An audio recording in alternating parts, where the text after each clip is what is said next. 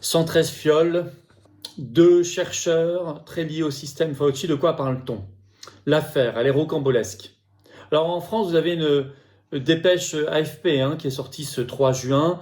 Le titre États-Unis avec 113 fioles dans leur valise, 2 virologues inculpés pour une tentative d'importation du virus Mpox, c'est-à-dire variole du singe. Alors l'affaire, je vous lis ce qu'il y a dans la dépêche AFP rapidement.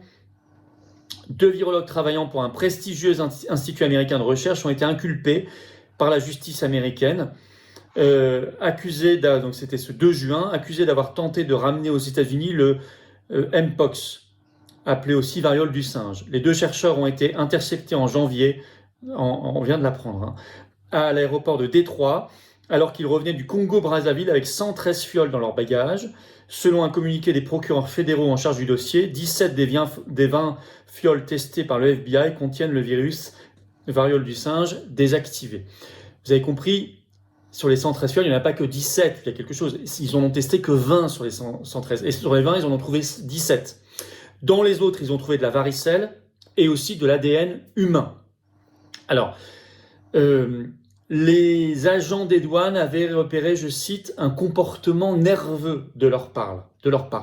Alors, pour avoir beaucoup plus de détails sur cette affaire, on va aller voir un article très, très long qui est publié sur le site spécialisé Science ce 3 juin, où on nous apprend qu'ils sont maintenant poursuivis pénalement et que, je cite, ils encourent jusque 5 ans de prison pour contrebande et complot.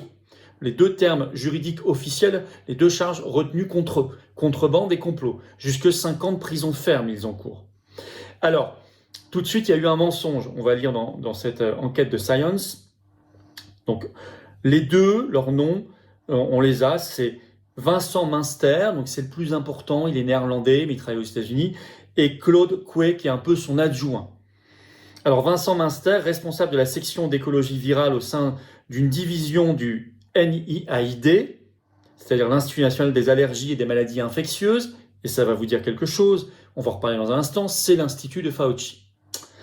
Et son collègue chercheur Claude Coué risque une peine maximale de 5 ans de prison pour avoir omis de déclarer correctement aux douanes américaines le contenu de leur bagage à leur retour d'un voyage en République du Congo. Ils prêtaient là-bas main forte aux enquêteurs confrontés à une épidémie de variole du singe, dont les symptômes se limitent à une éruption cutanée douloureuse, mais qui peut aussi être mortelle. Selon l'acte d'accusation, les 2 chercheurs qui travaillent au laboratoire Rocky Mountain du NIAID dans le Montana aux États-Unis ont déclaré aux autorités douanières que leur contenu contenait des réactifs de diagnostic, ce qui était faux, ce qui était un mensonge.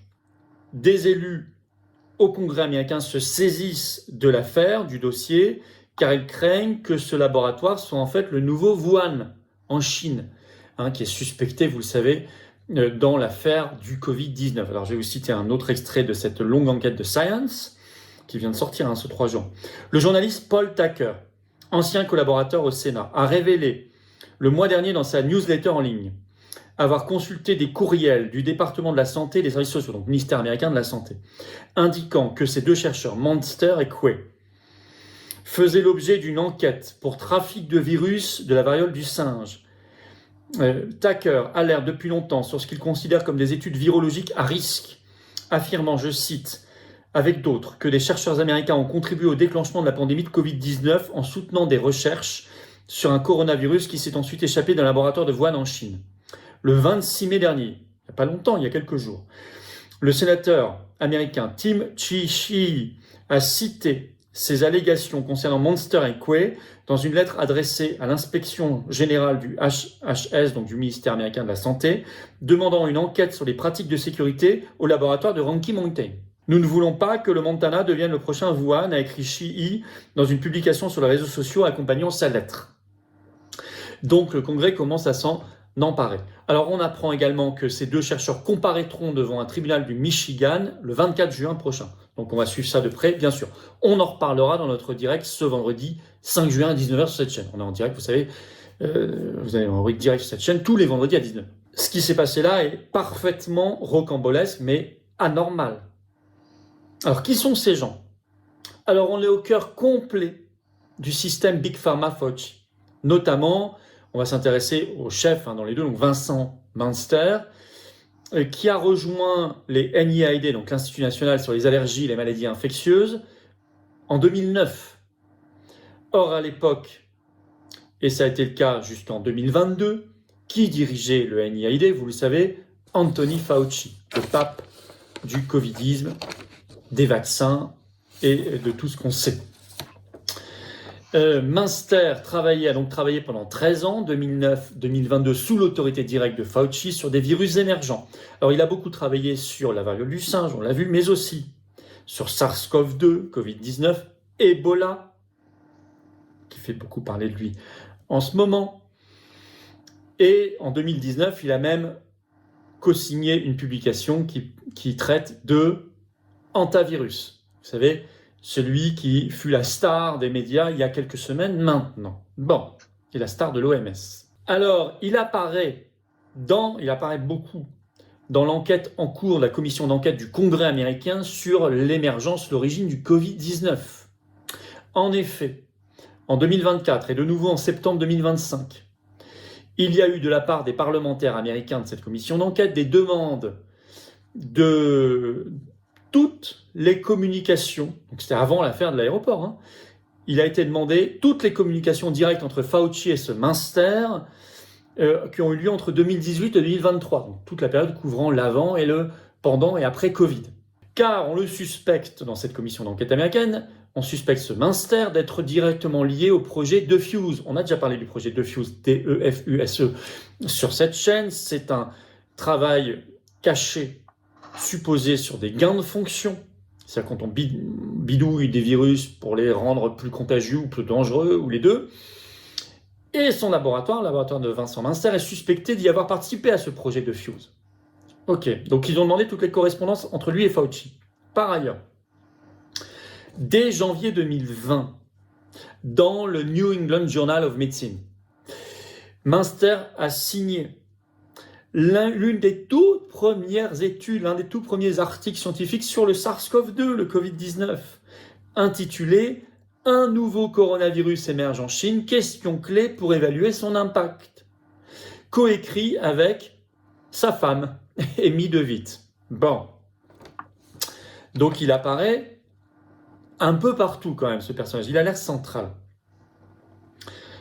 Et puis alors attention, là c'est totalement incroyable, tout récemment, en avril dernier, avril 2026, les deux chercheurs qui viennent d'être arrêtés, donc Coué et Münster, ont coécrit avec quelques autres dans le Lancet, dans la revue Le Lancet que vous connaissez, un article scientifique qui s'intitule, tenez-vous bien, je cite, « Circulation du clade IB de la variole du singe en dehors de l'Afrique, sommes-nous prêts ?»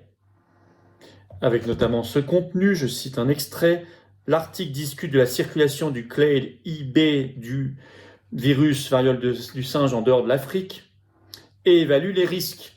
Il inclut un tableau sur l'évaluation du risque, conclut en questionnant explicitement la préparation, l'état de préparation des systèmes de santé mondiaux face à une possible propagation beaucoup plus large.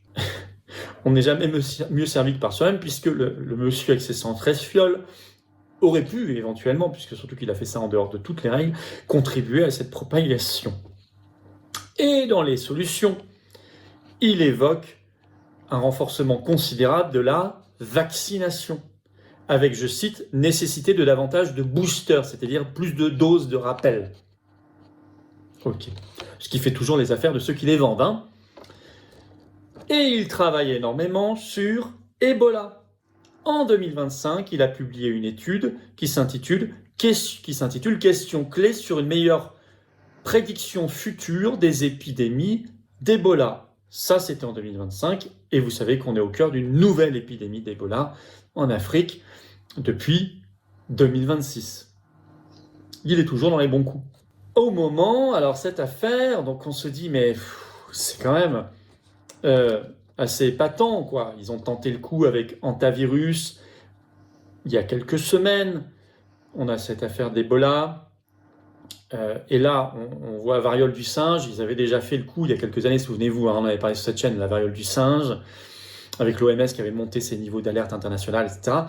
Au moment, quand même, il faut le dire, Big Pharma est inquiète par l'ère du temps, d'abord parce qu'il y a de plus en plus de débats, d'interrogations dans les peuples sur qu'est-ce qu'on nous injecte vraiment, qu'est-ce qui se passe vraiment dans cette industrie pharmaceutique qui est étudiée comme étant la plus corruptrice du monde. Et ça, bien avant même le Covid-19, on le savait, ça avait été documenté.